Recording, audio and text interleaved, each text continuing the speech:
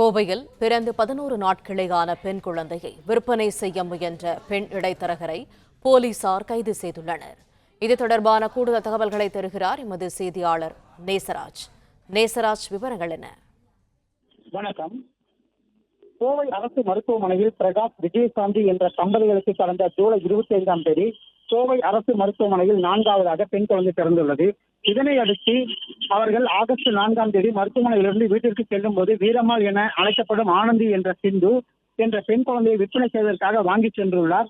இது குறித்து குழந்தை விற்பனை தொடர்பாக குழந்தைகள் நல உதவி எண் 1098க்கும் அழைத்து வந்துள்ளது. இதனையடுத்து மாவட்ட குழந்தைகள் நல உதவி மைய ஒருங்கிணைப்பாளர் கோவை பந்தயசாலை பகுதியில் உள்ள காவல்துறையினரிடம் புகாரும் அளித்துள்ளார். குழந்தையை வாங்கிய வீரம்மாள், ஆனந்தி, சிந்து என்ற பெண் திருப்பூரில் உள்ள அவரது தோழி வீட்டிற்கு சென்று அங்கு குழந்தையை விற்க முயன்ற போது அவரை காவல்துறையினர் மடக்கி பிடித்து காவல்துறையினர் கைது செய்துள்ளனர். காவல்துறை விசாரணையில் பிரகாஷ், விஜயசாந்தி தம்பதிக்கு ஏற்கனவே 3 பெண் குழந்தைகள் இருந்த நிலையில் 4வதாக பிறந்த குழந்தையை விற்பனை செய்ய முயன்றது தெரிய வந்துள்ளது. 11 நாள் ஆன பெண் குழந்தையை விற்க முயன்ற சம்பவம் கோவையில் பெரும் பரபரப்பையும் அதிர்ச்சியையும் ஏற்படுத்தியுள்ளது. பிளே ஸ்டோர் மற்றும் ஆப் ஸ்டோரில் இருந்து பாலிமர் செயலியை QR கோடு மூலம் பதிவிறக்கம் செய்யுங்கள். செய்திகளை உடனுக்குடன் பெறுங்கள்.